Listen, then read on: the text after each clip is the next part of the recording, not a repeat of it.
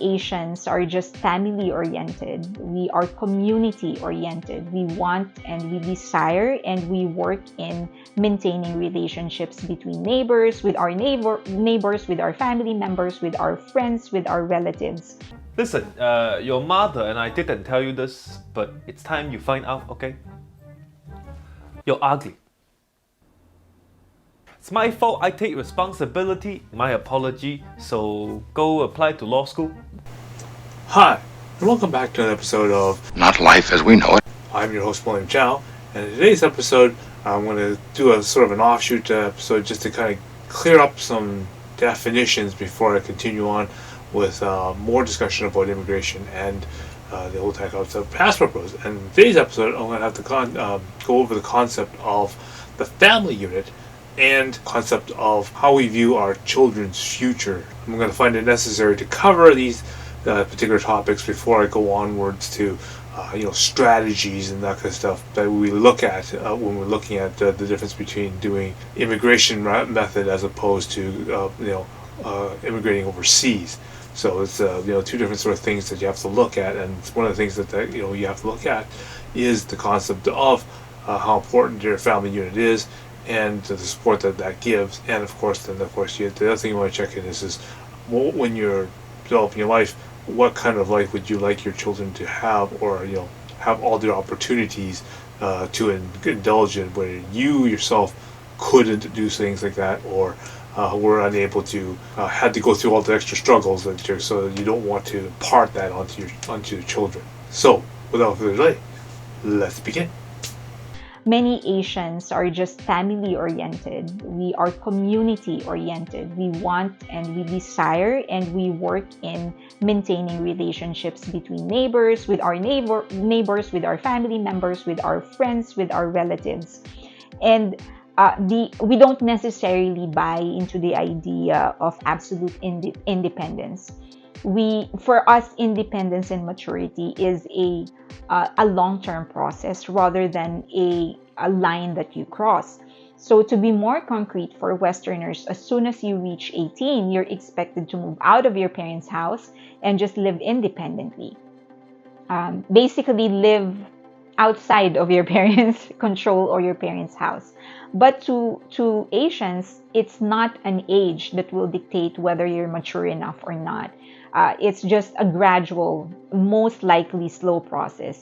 But I think the most central and the most critical and the most important explanation or reason for Asians continuing to live with their parents is the family orientedness. We believe that families should stay together and should stay connected and should strengthen the bond even after their children actually cross adulthood. Because it's a known fact that even when you start working, even after graduating from college, you continue to evolve as a person. There's a lot more influences that you take in. There's a lot more knowledge that you take in, wisdom and experiences, and that can change and shape you. And so Asian families would want to be a part of that evolution instead of becoming detached from that evolution. We make an effort to make sure that that the family values continue to be strong even after children start garnering new experiences and new beliefs, even after they start getting exposed to new beliefs and new way of life. Okay, in that video, the woman describes that the family unit is a very important thing. In Asian families, the family unit is very important. It is very important to keep the family together. This notion of independence, so when the person turns 16 or 18, they are basically said, okay, you can leave the house and you can do your own thing. And a lot of people want to, really, put a lot of importance on this independence. But on Asian families, that is not so much the case. A lot of the cases is, sometimes very tight and knit, sort of close family units are more important. And the reason why this is two things, right? As she comments, obviously, the development of the person is really important. Even in going into adult, it's sometimes really nice to have them together to build on things. and also it helps make the family unit function because it allows you to teach important factors and that because of especially at an older age, things that they need to know and do to go out in the real world.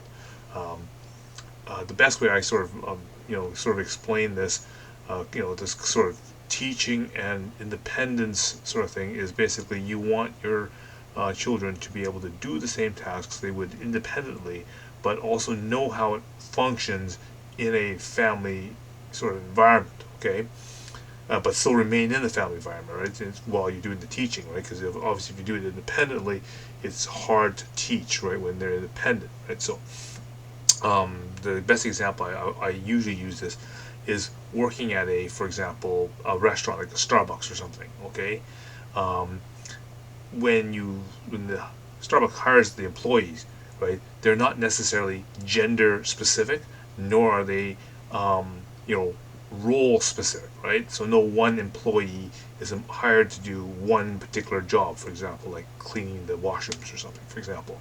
Okay, every employee is trained to do each and every different station and be able to take the responsibility of doing any one particular station or task that's within the Starbucks, for example. So, let's say, for example, they do a morning opening routine. Okay, there's a certain physical and maybe mental checklist that everyone has to do before the store is open. Things like make sure the washrooms are ready, make sure all the milk and the cream and the sugars and the stir sticks and that kind of stuff are all ready. All the counters are wiped down. The open sign is put outside. The chairs and the tables outside are set up. All the coffee machines are working. All the empty cups are ready to go. The cash float on the till is ready. The transelect machine is set to 0, and the dates are all proper. So, all these sort of processes have to be all done. But, not any one particular person is allocated to do any one particular job. Anyone should be able to do any of those jobs. And it's not based on what race you are, what sex you are, whether it's a gendered role or not. None of that matters. It's just everyone's taught how to do that, and if you're needed, you are to do that particular job and be able to complete it so that the Starbucks is ready to open. So if I kind of use that same example in a family atmosphere, there is a lot of tasks that you have to do in the family. Either cook dinner, do dishes, mow the lawn, clean the floors, wash the bathtubs, whatever it happens to be. There's a whole big row of different procedures that need to be done. And yes, if you're maybe like a stay-at-home mom, then you would do many of the things, like cook the dinner, do laundry and that kind of stuff. Not necessarily, because that's that is your role or that is your gender. It is that you spend most of my time in the home to do the different tasks that need to be done.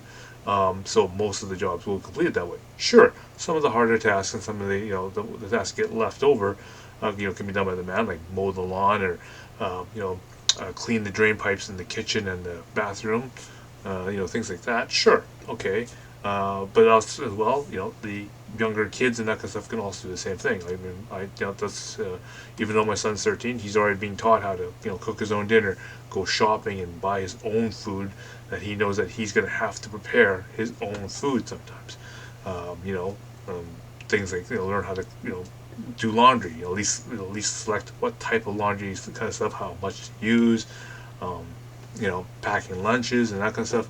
All these sort of things are help him develop, independence. So when he's ready to, become independent, he's already ready for that.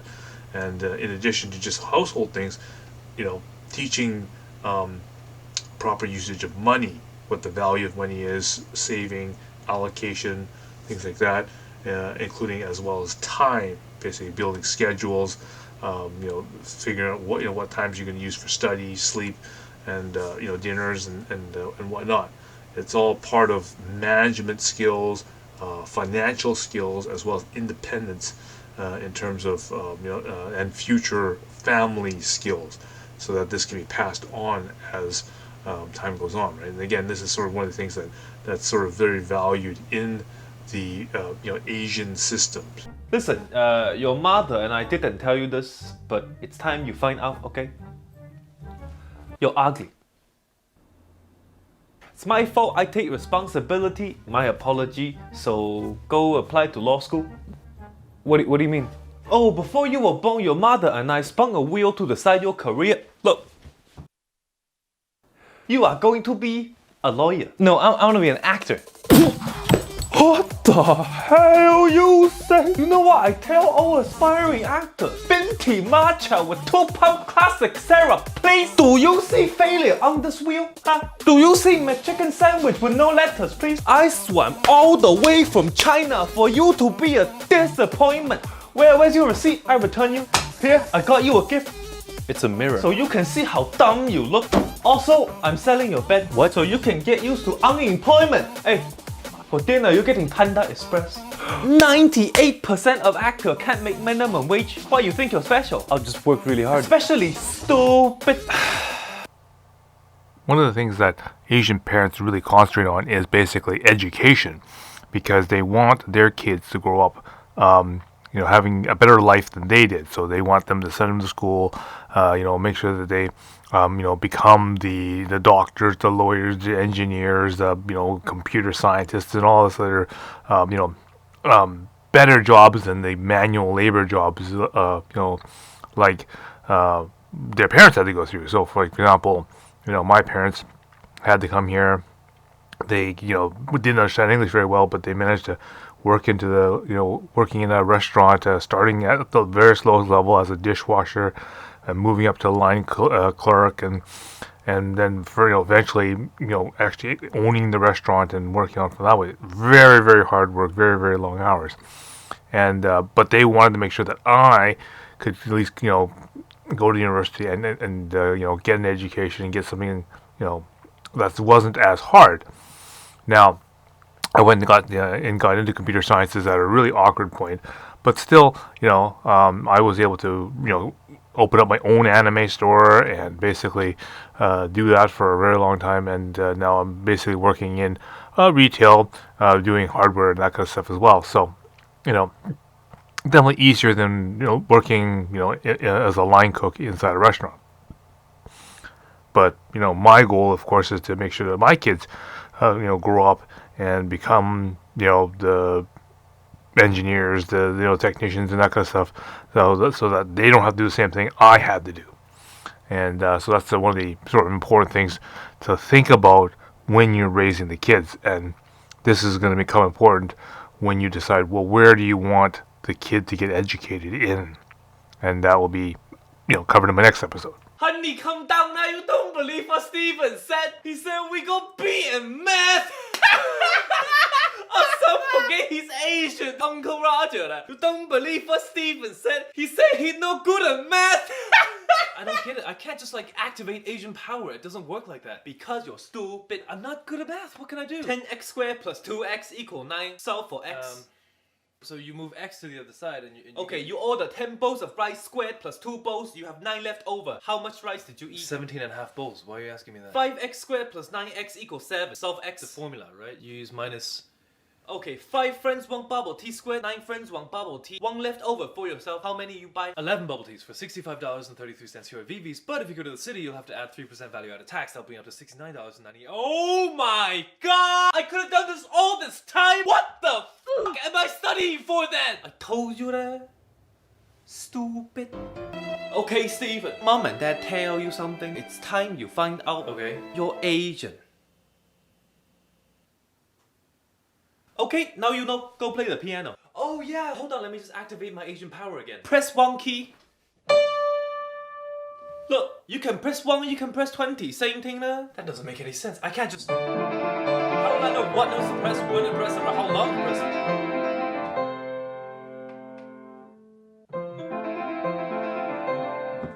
Oh my god. Oh my god. What the hell? All I had to do was just press many notes at the same time? I told you that. Stupid. Now, many of Stephen's jokes and that kind of stuff are, really kind of very stereotypical of Chinese and Asians in general. But in many ways, it's funny to us because it's actually somewhat true. Both of my kids are very skilled at musical instruments, as well as high achievements in their school. So that's why I think a lot of Asians can relate to what to many of Stephen's jokes and whatnot. So even though it seems very stereotypical, it's actually somewhat very true. So and that's something that Asian families really do. Now, when I was growing up, being in a poorer sort of family, as my parents were the first generation immigrants, I never was able to take an instrument. And actually, when it came to a chance for me to join band at school, my parents said not to join it because again, we didn't have the money to get the instrument fees and that kind of stuff. So instead, they told me to concentrate on the academics. I really excelled in mathematics, chemistry, and physics, ranked right up there in the top 5% of the entire province, and scored 98s on the provincial exam. I would have scored 100, but of course, they told us that no one can actually get a perfect mark on the exam, so that's that's the best you can do. But yes, I never ended up taking an instrument. So then, as I would grow up as a parent, then I want to make sure that my kids, get all the opportunities that I was never able to do, and work hard so that they can do that. So again, that brings back to some of the Asian philosophies about the keeping the family unit and imparting what they can and information, as well as advice, wisdom, and whatnot to the kids, to make sure that they can succeed better than you did. Okay, so I hope you found that really interesting. And again, I'm going to get into more episodes in regards to this entire, how this relates and everything in the next episode, because I figured better spend an episode to kind of define these things a little bit in terms of how Asian cultures view these things before I go on and see how they relate. All right, so again, make sure you're down below, subscribed, and we will get into that in the next episode. All right, so until then, I will see you again.